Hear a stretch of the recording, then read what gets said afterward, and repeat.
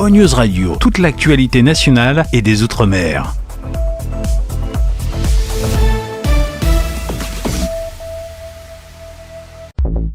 Réunion Actualité.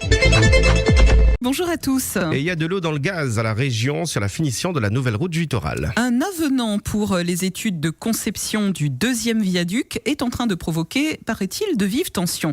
Au sein de la région même, le président de la commission d'appel d'offres aurait voté contre le fait de confier à un cabinet, le cabinet Aegis, la maîtrise d'œuvre pour la conception du futur viaduc.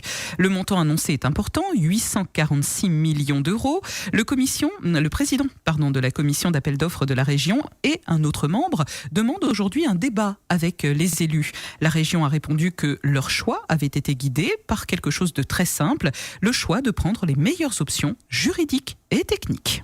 L'affaire fait du bruit depuis hier. Une adolescente a tenté de se suicider dans son collège. Nous sommes à Saint-André, précisément au collège Fayard. Hier, cette enfant a été prise en charge par le SAMU. Elle était déjà sur le toit et s'apprêtait à sauter. Elle est aujourd'hui prise en charge à l'hôpital de Saint-Benoît, le GHER. Une enquête a été ouverte pour comprendre ses motivations et voir s'il s'agit d'un cas isolé ou de harcèlement scolaire. Incroyable mais vrai, un container venant de Chine et rempli de fausses canettes de soda a été intercepté par les douanes. 643 000 boissons contrefaites, du Coca et du Sprite, qui ont été saisies dans ce container en provenance de Chine. Vous verrez la vidéo sur notre site internetfreedom.fr.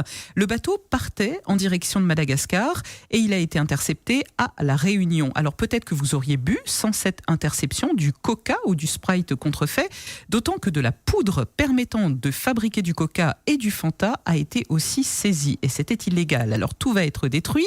234 000 confiseries étaient aussi dans ce container, ne respectant aucune norme européenne, en forme de bâton de rouge à lèvres de marque Barbie et Disney.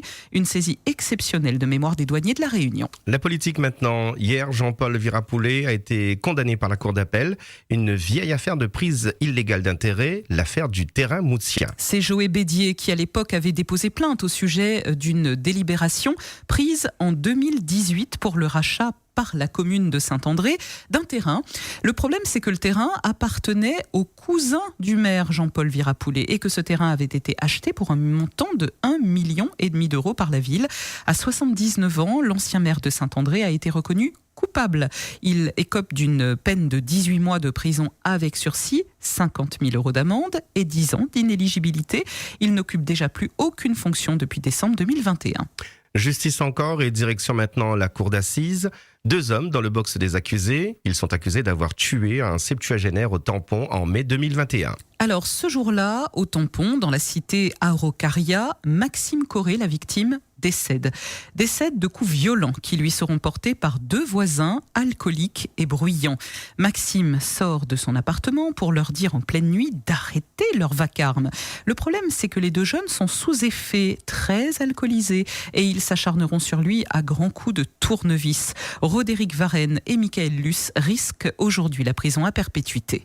Freedom, il est 7h passées de 34 minutes. Parlons maintenant de vos infrastructures.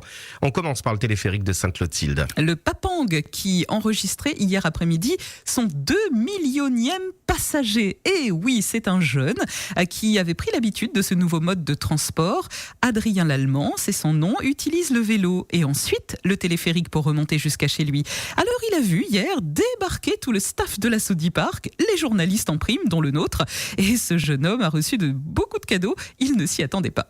J'étais au téléphérique, j'allais monter chez moi et il y a un monsieur qui m'a accosté, très gentil, qui s'appelle Rémi. Et après il m'a dit que j'étais le 2 millionième. Bah voilà. Alors la petite surprise, c'est que j'ai 1 an de bus gratuit et de téléphérique. Et avec ça, j'ai 1 mois de vélo électrique qui est compris avec. C'est pas mal, juste en prenant le Papang. Très souvent, comme j'habite chez mes parents à Bonneuf, je descends en vélo et après je remonte en téléphérique. Donc par semaine, je peux faire ça jusqu'à 3 à 4 fois, on va dire. Voilà, et ça permet aussi de faire du sport. La piscine de Flacourt maintenant à Sainte-Marie, elle est fermée depuis hier. Un gros problème de fuite a été détecté. La consommation d'eau est trop importante, il faut réparer. Du coup, c'est fermé jusqu'à nouvel ordre. Les scolaires vont être réorientés vers la piscine de Duparc. Sport et Tour de l'île cycliste. Hier, Jonathan Le Breton a remporté la 4e étape dans l'Est. Oui, dans l'Est, puisque c'était entre Brapanon et Sainte-Suzanne. Et aujourd'hui, la compétition continue. 114 km attendent les coureurs cyclistes entre le tampon et la plaine des Cafres. Le départ va se faire place des Florilèges à 12h45 et l'arrivée à 16h15 sur le champ de foire de Bellevue. À La Réunion, actuellement, Bernard Lavilliers. Il est en concert ce soir au théâtre Luc Donat du Tampon et il sera demain du côté du théâtre en plein air de Saint-Gilles. Il y a encore des places. Bernard Lavilliers est venu avec 6 musiciens pour interpréter ses plus grands titres, Stan the Ghetto, Idée Noire. Il présentera aussi son nouvel album qui s'intitule Oh Gringo. Et puis l'actualité de votre radio, bien sûr, rythmée par la soirée d'anniversaire de Freedom 2 qui se prépare. Oui, ce sera le 6 octobre, un vendredi soir au Moulin à Saint-Gilles.